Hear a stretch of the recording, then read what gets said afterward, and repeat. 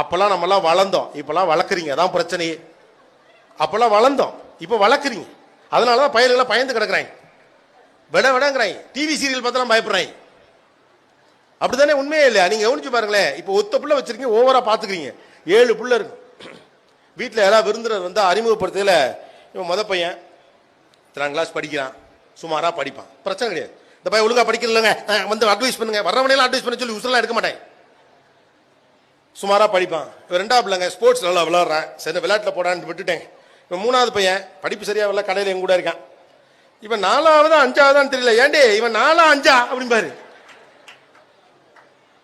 கடைசியில் 7வது ஒரு பையன், இவன் அடுப்புலேயே கிடக்கிறான், என்ன பண்ண போறான்னு தெரியல. இவன் 8வது வாத்தியார் அடிச்சு விட்டான்னு வீட்டுக்கு வந்துட்டான். அப்பாக்களுக்கு பயமே இல்லை, 7 பிள்ளையை பெத்தோம்னு எந்த பயமும் இல்லை. ஏன்னா எல்லாரையும் சூப்பர் டூப்பர் ஆக்கணும் அவர் நம்பல. காலம் உங்களை எடுத்துக்கும், வாழ்க்கை சில விஷயத்தை அவனுக்கு சொல்லி தரும், அவன் கத்துப்பான், அவன் கத்துப்பா, அவன் வளர்ந்துப்பா, அவங்க இருப்பாங்கன்னு பிள்ளைகளை நம்புனாங்க. தந்தைகளுக்கு இருந்த நம்பிக்கையில 1% கூட நம்மகிட்ட இல்லை.